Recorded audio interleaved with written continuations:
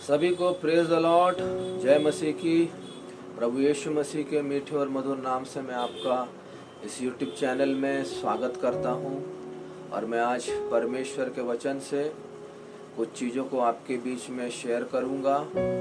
और ये वचन हमें मिलता है पहले कुरिन्थियों की पुस्तक, उसका 5 अध्याय, उसका 4 और 5 पद। यहाँ पे लिखा है कि जब तुम और मेरी आत्मा हमारे प्रभु यीशु की सामर्थ्य के साथ इकट्ठे हो, तो ऐसा मनुष्य हमारे प्रभु यीशु के नाम से शरीर के विनाश के लिए शैतान को सौंपा जाए, ताकि उसकी आत्मा प्रभु यीशु के दिन में उद्धार पाए। ये वचन को जब मैं पढ़ा तो मुझे समझ में आया कि ये बात पौलुस आज हमारी कलीसियाओं से कह रहा है। उन दिनों में कुरिन्थिस की कलीसिया को पौलुस ने चिताया और आज हमारे कलीसियाओं को भी पौलुस चिता रहा है। इस वचन में साफ शब्दों में ये बात लिखा गया है, यदि कलीसिया में गंदगी पाई जाती है, यदि कलीसिया में पाप पाया जाता है, उसके बाद भी कलीसिया के सेवक अगर उसको कंप्रोमाइज़ करके छुपाते हुए चल रहे हैं, तो ये बहुत बड़ा पाप है। परमेश्वर का वचन में लिखा है, जो इस पाप को छुपाता है वो उससे भी बड़ा पाप करता है। तो हमें आज बहुत सचेत होने की ज़रूरत है, बहुत जागरूक होने का ज़रूरत है। अगर हम एक सच्ची कलीसिया चला रहे हैं, प्रारंभिक कलीसिया, पौलुस ने इस प्रारंभिक कलीसिया में कुरिन्थियों के विश्वासियों को ये बात चिताया, अगर तुम्हारे मंडली में कोई ऐसा पाया जाता है, अगर हम उसके ऊपर के पदों को पढ़ेंगे तो वहाँ पे पौलुस सीधा बताता है कुरिन्थिस की कलीसिया में व्यभिचार पाया जा रहा है, और ऐसा व्यभिचार जो ग्रहण करने योग्य नहीं है। और उसके बाद भी कलीसिया की, प्राचीन कलीसिया के लोग वो सब बातों को ढांप के कलीसिया को चला रहे हैं। जब पौलुस को ये बात पता चलता है तो पौलुस इसका विरोध करता है और पौलुस बोलता है, ऐसा मनुष्य कलीसिया से बाहर निकाला जाए, ऐसा मनुष्य कलीसिया से बाहर निकाल के शैतान को सौंपा जाए, क्योंकि वो शैतान का काम करके कलीसिया में रह रहा है और कलीसिया के साथ भागी हो रहा है। ऐसा लोग कलीसिया में नहीं रहना है। पौलुस साफ शब्दों में ये बात बता रहा है, ऐसे लोगों को कलीसिया में आपको नहीं रखना है। क्यों?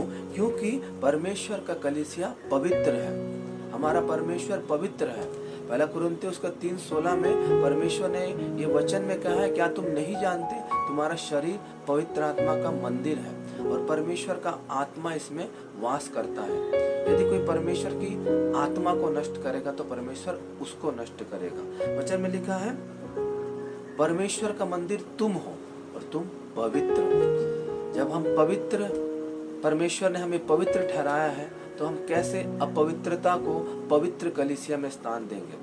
तो परमेश्वर के दास पौलुस ने यह स्पष्टता से बताया है, कलीसिया में अपवित्रता नहीं चलेगा, अपवित्रता का कोई भाग कलीसिया में नहीं रहेगा। इसलिए अगर हमारे कलीसिया में और हमारे दृष्टि में ऐसे विश्वासी पाए जाते हैं जो परमेश्वर की कलीसिया में उठना बैठना करते हैं, साथ ही साथ संसार के पापों में शामिल है, तो उन्हें चेतावनी देकर, उन्हें समझाकर, अगर वो नहीं समझते हैं तो उन्हें कलीसिया से बाहर करना है, ताकि कलीसिया अशुद्ध ना होने पाए।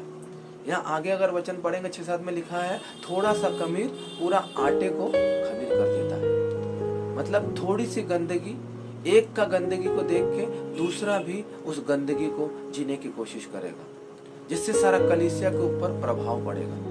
इसलिए परमेश्वर का दास, उसका 13वां वचन में भी लिखा है, परंतु बाहर वालों का न्याय परमेश्वर करता है, इसलिए उस कुकर्मी को अपने बीच में से निकाल दो। सीधा कलीसिया से उसे बाहर निकालना है। परमेश्वर के दास पौलुस ने हमें निर्देश दिया है, परमेश्वर की आत्मा से प्रेरित हो गया कि परमेश्वर की पवित्र कलीसिया में अपवित्रता भागी नहीं हो सकता है। अगर हम देखते हैं हमारे कलीसिया में कोई विश्वासी प्रार्थना के समय में सही है, लेकिन प्रार्थना के बाद उसका जीवन सही नहीं है, वो शराब में हो, व्यभिचार में हो, गलत रिश्ते में हो, ऐसा जिंदगी जी रहा है, और कलीसिया वो सब देखते हुए भी, वो सब सहते हुए भी उसे कुछ चेतावनी नहीं दे रही, उसके ऊपर कोई एक्शन नहीं ले रही है, तो ये परमेश्वर के पवित्र कलीसिया के विरुद्ध बहुत बड़ा पाप है और परमेश्वर इस पाप को सहन नहीं कर सकता। इसलिए मेरे भाइयों और मेरी बहनों, हो सकते हैं आप कोई सेवक हो, सेविका हो या कोई एल्डर हो जो आज इस वचन को सुन रहा हो। शायद ऐसा वचन और भी आपने सुना होगा, लेकिन ये वचन स्पष्ट हमें बताता है आज हमें कलीसिया में कैसे विश्वासियों को अपने साथ उठना बैठाना है। हो सकता है आपकी कलीसिया छोटी हो सकता है आपके कलीसिया में ऐसे लोग हो, लेकिन ये इस बात को प्रूफ नहीं करता कि परमेश्वर आपको इस चीज का आज्ञा दिया है कि आप इस गलती पाप को लेके आप इस कलीसिया में चलें।